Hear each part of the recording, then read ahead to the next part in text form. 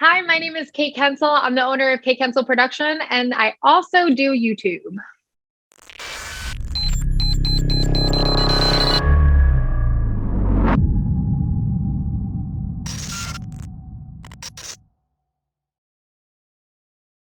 Hey, it's Kellen, and today on Diversified Game, I have Kate. She is a fellow YouTuber and also has a production company. So YouTube might just be so like the masses can see what she's capable of. So then you guys can come over, get your stuff professionally produced because that is a big thing that many YouTubers struggle with.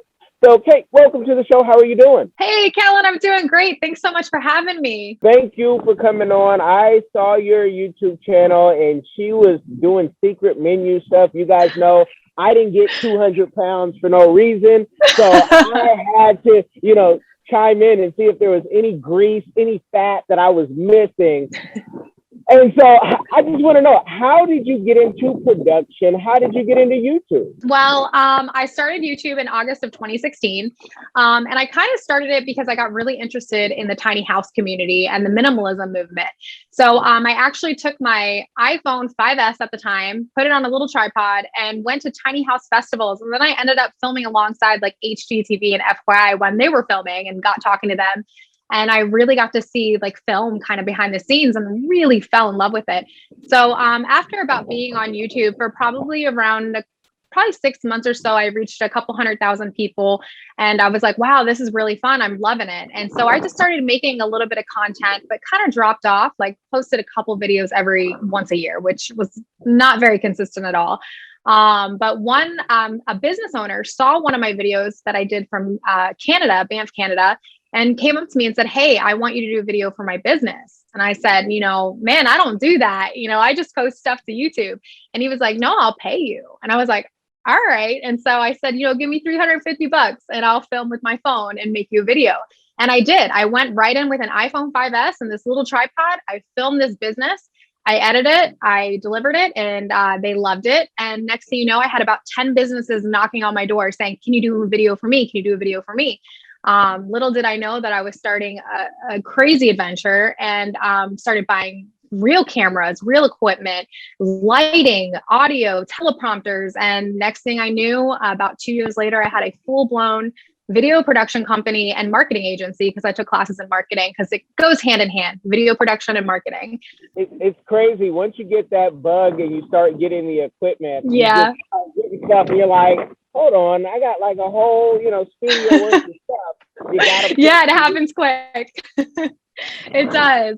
And I kind of quit YouTube after that. Honestly, I was so busy with my company that I didn't have time for YouTube, and I was making money. So I was like, what's the point? I'm not making money on YouTube, which is a really bad mindset to look at it. If you want to do YouTube, do it because you love it, not because you hope to get followers and money. And at the time, I just really didn't see a need for that. So I actually recently got sober. So I'm almost 6 months sober now, and my life flipped upside down. I actually stopped working for a little bit, closed my company down. I laid off some employees, which was really, really sad. But I just, at the time, I really mentally couldn't handle it. And I decided, since I wasn't doing anything with my time, I'm going to pick YouTube back up again. And so I just recently, as of February 2021, started doing YouTube all over again, starting from scratch. Wow. Congratulations for that. Thank you.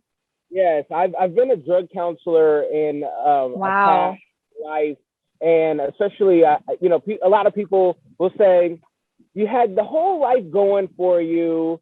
How what do you mean you couldn't handle whatever your addiction was? And you can disclose that or if you want or not. But people who, if you don't get it, take whatever favorite food, mine is sweet, and tell yourself you're not going to have that. And what goes through your mind? We all vices. Some are just, some will kill you. Sweets can kill you too. Oh, absolutely. So, since you went there, can you talk about, the addiction? Because a lot of folks now are getting, YouTube money or TikTok money for the first time. They're seeing $10,000 and they're like, wow, 10,000. Let's party. They're doing it right now in Miami, like you and I talked offline briefly. But can you talk about, how your addiction happened and then how you got off and got sober? Yeah, of course, definitely. So, first of all, addiction doesn't discriminate. it doesn't care if you're rich, you're poor, you're black, you're white, you're purple, or you're an alien. It doesn't matter. It doesn't matter your social standing. Anybody can suffer from addiction. And I think that once you understand that concept, you can kind of grasp it a little bit more, because I've met so many people that said, "Oh, I'll never be an addict," and 6 years later, they're heroin addicts. So I think that's always something really important to remember, that anybody can become an addict, and it can happen very quickly. For me, I had a great life, great upbringing, no qualms, no real major trauma. I mean, my dad passed away and some sad things happened and business happened. But I just honestly had alcohol for the first time and I loved it. And I was about 14 and I just said, this is the way, man. This is the way. By the time I was 16, I was drinking daily. By the time I was 20, I was doing a little cocaine, a little drinking, kind of keeping that going. And before I knew it, my entire life had spiraled out of control. But I was what you would consider a high functioning alcoholic. So as I was drinking from, vodka 7 o'clock in the morning till 2 o'clock in the morning hours of the next day, I was running a company. I was making money. I had friends. I had great relationships. I've been with my husband for almost 11 years. I have a 5-year-old son that's healthy and happy. So on the outside, nobody really saw the issues that I was struggling with internally with addiction. And it wasn't until I sat in a doctor's office and I'm 29 years old and he looked me in the eyes and he said, "You're an early liver failure and you are going to die in the next 3 to 4 years if you don't stop drinking."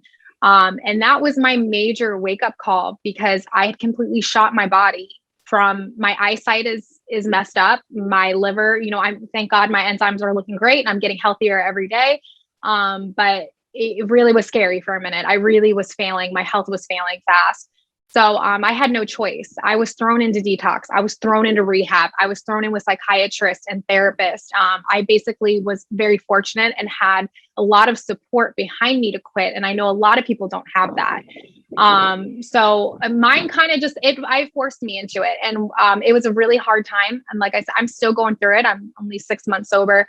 But every day I get stronger and feel better. And I can't tell you, Kellen, the opportunities that have come to me since I got my sobriety is insane. It's crazy how much life has gotten better. And you don't think that when you're going through it, that life will be okay or normal. And, it does. Life does get better. Wow. Thank you for sharing. Because so many people would look at you just from the outside looking in, say, she looks healthy.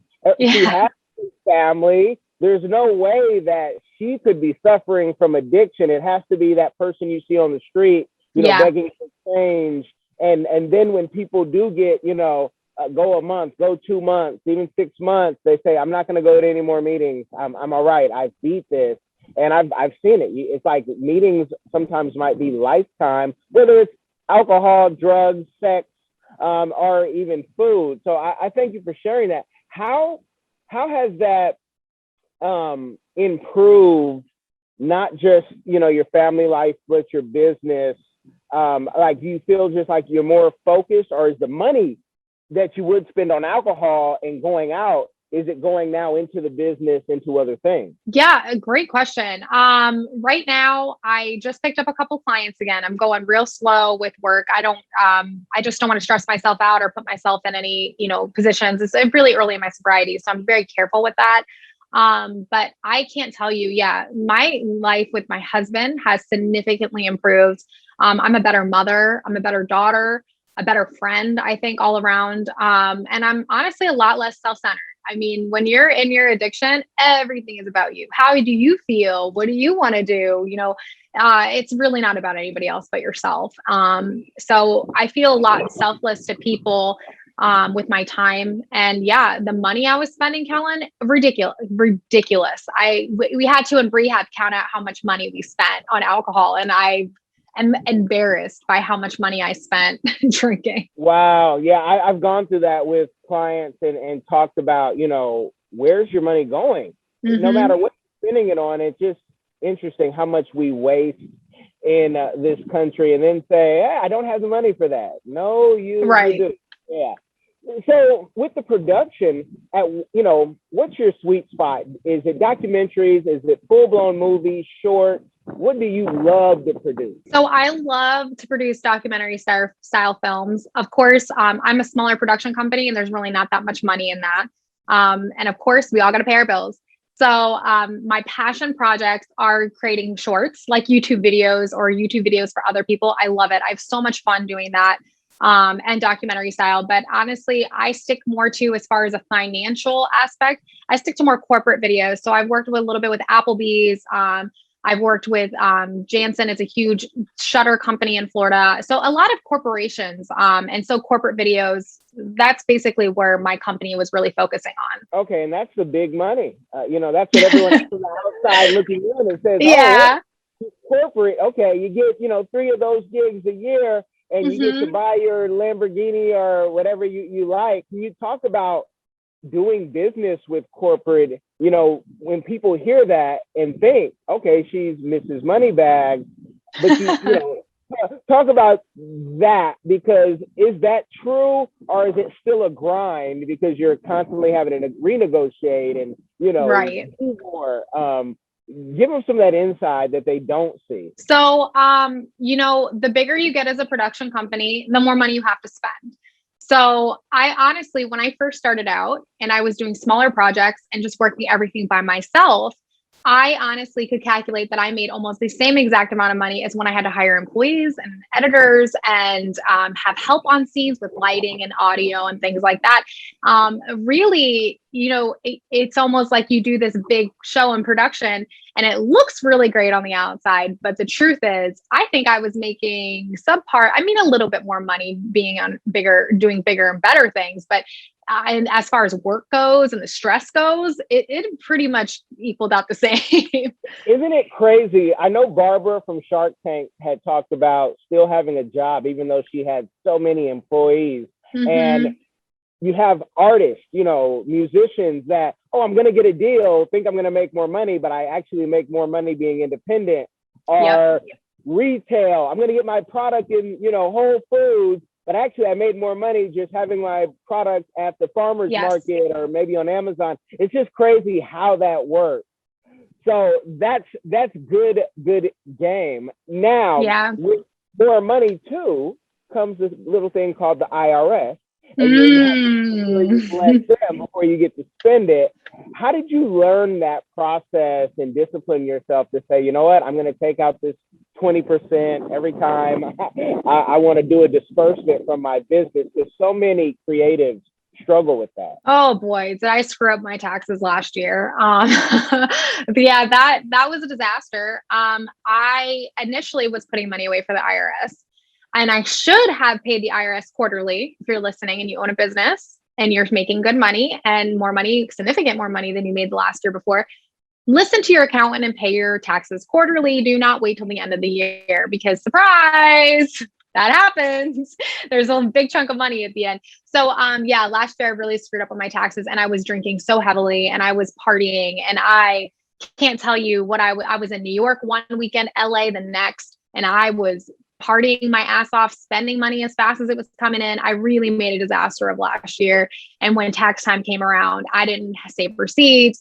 I had no idea. I had thousands of dollars taken out of my account, no idea where the money even went. It was a disaster. So if you are starting a company, be smart, hire an accountant and pay a little bit extra for the bookkeeper. It's like not that much money. Just do it, because your life will be so much easier in the end if you do that. So much easier. It's less than a bar tab, you guys, or a restaurant. Yes. If you find the right person, and shout out to ictaxadvisors.com. I love you, Brock, over there. They have been my team for so many years and keep me organized. With going through just what you went through, I know you probably can't blame anyone but yourself. Of course, yeah. Me, I would blame almost the people who are partying with you, because I've fired clients that you're self-destructing and I can't go down this road for you. I love you, right, but you listen, I can't go down this road. No amount of money will do it. Do you ever just kind of maybe not push the blame, but say, I'm just going to stay away from these people because I know they're not good for me? And right. So yeah, no, I mean, honestly, when you become an addict, it's nobody's fault but yourself. It really isn't. And when you start to take the responsibility of that is when you can start to heal and I believe gain real true sobriety. Because a lot of those people that you're partying with are in the same exact, they're in the same exact position as you. They're probably struggling too. But yes, I did change my lifestyle a little bit. And that's one of the reasons I stepped away from the production company with my sobriety is because it did. I mean, from being in the business, it's hand in hand. Drugs and alcohol, production, video, business, it's all kind of wrapped up into one package. Yeah. So I stepped away from my company and I took the loss and I said, you know what? I am going to do this the right way now, get the right clients, stay away from certain clients. And honestly, I'm really fortunate, Kellen. I have a group of about 4 best friends and they live in different states and 2 of them live here. And they are my ride or dies. They have supported me through my sobriety. One of my friends even quit drinking with me. Like I have been so supported by my family and friends that I'm so fortunate, but I did lose a lot of friends in my sobriety. I had to. You just can't mix it. You think you can handle it, but it's not true. Definitely. I love the maturity. I just, figuring out what your problem is and that it can, strengthen your relationship because, if your husband was out there partying too, say, hey, I don't have a problem, I want to do this. Or if you are running from city to city and he's like, wait, what's going on? It's just chaos. And I don't know if you heard me, but I threw in sex because people always get in this industry and say, I can't believe what I saw through that door. And it's like, yeah, it's the industry, man. This is, and to last, you have to discipline yourself because things happen all the time. Now, what are your goals? What's your dream project? Since you do have corporate, do you ever shoot to say, you know what, I want to do something for a Netflix original or an Amazon original? So I am working on a project. It's a slow but sure project coming along, and a lot of it's in the process of being trademarked and working with lawyers. So I can't talk much about it, but there's a project that I am really wanting to pursue, and it is a brand, an all-around brand, and basically this brand supports people that have either lost everything from addiction issues or from basically adrenaline accidents. So I'm an adrenaline junkie. I love to skydive, hang glide, surf, you name it, I will do it. And except for bungee jump, I will not bungee jump. There's something about that I'm like, absolutely not. But basically there's been people that have been injured, chasing their passions and their goals, and they have to start over. And so this brand is actually going to follow these individuals and document their life. And I hope it to be on Hulu or Netflix one day. And our brand portion of the proceeds actually go to helping them pay and rebuild for new passions or to help them rebuild their life. And so it'll be a brand with a documentary, I guess, if you could, I'm trying to explain it without giving too much away or anything, but that's basically the gist of it. And that's been in the works for years. And I hope to see that come to fruition eventually. But until then, I'm just going to keep taking on clients and making YouTube videos and having fun and work on that in the sidelines. Well, if you ever need some additional footage, I go through my footage. I love adrenaline from bull riding, real bulls, all that good stuff. I've tried skydiving a couple times, arguing with pilots. What do you mean it's too windy? I want to jump. And I feel like I shouldn't really be arguing with these guys, but I haven't done that. What do you have, a death wish? No, but people think it because even the wingsuiting, that's when I will stop. I love it. I would love to do that. I would love to do that. That is more dangerous than hang gliding, skydiving, and all of it combined, but I definitely want to do it. You got to be careful with that one though. Yeah. And you have to be like an expert this and an expert that. I just do it. They're going to find a way. Let me be on somebody's back or a house or something. And then I'm done because I want to go over a volcano and just kind of and then a dormant volcano, people. I'm not that crazy, and just see it one time. But that is the goal. Now, with all your success that you have had, and the best is yet to come, and that you're going to have, what is like a community give back that you are doing or that you plan to do in the future? I plan to work on that brand and really help change people's lives through being able to give them a new start in life. But I also really, quick story. I had found out when I had gotten sober that I actually suffer from bipolar and major depression disorder. And when I found that out, it destroyed me. It crushed me because I said, I'm crazy now. No one's going to take me seriously. My emotions are invalid. And a lot of that goes to your head when you're diagnosed with a mental illness. And all of a sudden I'm not intelligent enough. I can't run a company, I'm crazy. And that's normal to think all those things. But I remember a woman that I met last year who is successful, sweet, smart, beautiful, all of them in between. And she told me straight to my face, she goes, I suffer from being bipolar. And I just remember going, you're bipolar? Like what? Like you're so normal. You look so normal. How could you be bipolar? And her opening up to me. And then when I found my diagnosis, I didn't tell anyone in my life. I called her immediately and I said, I just got diagnosed and I'm freaking out. Like I am not doing well. She talked to me and walked me through it. And I felt so much better. What could have been a potentially, ruin my sobriety, could have made me go right out back to the streets and drink. It saved me to have this woman to talk to. And so that I think I have been so public with, and that was hard to be public to my subscribers and followers about suffering from alcoholism and being bipolar now. But I realized that is how I can help somebody else is if I'm just honest with my own story. And I don't bullcrap it. I don't lie about it. And I say, this is what I am. This is who I am. This is what I suffer with. And this is how I'm overcoming it. That means you can too. And Kellen, I have had probably easily close to 500 DMs in the last couple months of someone just being like, I'm suffering too. I just got diagnosed. I suffer from alcoholism. I suffer from this. And just being able to just say, hey, it's okay. I'm here for you. It's really an unreal thing. So really just being honest with the public about my sobriety, I feel like makes a difference. And to think that as an adult that you found out now, I know last year I found out I had dyslexia. And oh, wow. Okay. I had to go through all this education and graduate school and people saying, Kellen, you don't have that because you have a master's degree or you've done this project. But I'm like, what the professional said.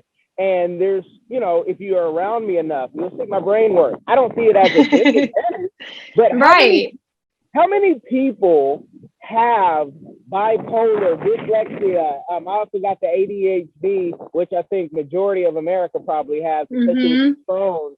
But we have to suffer. And even when you do come out, people they'll put it under the rug. So I appreciate you telling people because maybe we're just whatever normal is. Right. And with relationships, you have had your husband, but somebody who is trying to get in a relationship and you have to tell them that and they're like, this is a crazy person. And that's not what that means. It just means that your brain works differently. It's different. And that's really all it is. And as long as when you're bipolar, you can find the balance. And sometimes that's with medication, sometimes that's not. However you find, to be able to deal with it. Honestly, being bipolar is almost like having a superpower. When you get that high, I'll tell you what, stay out of my way because what I can do what 100 people do in a week, but the lows are the lows suck. But again, and now I'm just learning to balance that, balance the lows, balance the highs, find that in between. Yeah. Just because, you get diagnosed with dyslexia or ADHD or bipolar, it doesn't mean there's something wrong with you. Definitely not. And I had to find that out for myself. Really, it's just your brain works differently. And that there's nothing wrong with that. It's just about acceptance of yourself. And how did you find that out? That didn't come with, finding out that you're having real internal problems. Did you go to another physician to, go get tests? And why did you do that? Yeah. So I was sent to a psychiatrist right after detox because they were like, your behavior is not normal. Like you don't drink yourself into early liver failure at 29 years old if there's not a serious problem. So I went to a psychiatrist and I've done therapy in the past and it's been talked about maybe having, some imbalances or something. And I've always ignored it. I just self-medicated with alcohol. But when I went to the psychiatrist, she did all the testing and she was like, yes, you are, it's called type A depression, bipolar disorder. And I suffer from major depression disorder. So I do take medications to definitely help with the side effects. And my life has been significantly easier since getting diagnosed and getting help. No, that's great. And, I can hear somebody right now and say, see, that's why they got to legalize cannabis in my state. Absolutely. I'll tell you what, I mean, it's a really taboo in this community, in the AA community, about using drugs or whatever, but I really look at marijuana as a medical. And I was put on 7 medications when I first got sober, and I started, and my psychiatrist told me to go for it. And so I started smoking, what is it? It's like a mixture of half CBD and half THC. And I completely got off of anxiety medication and 2 other medications. So, if it's used properly and not abused like a drug, it does miracles for you.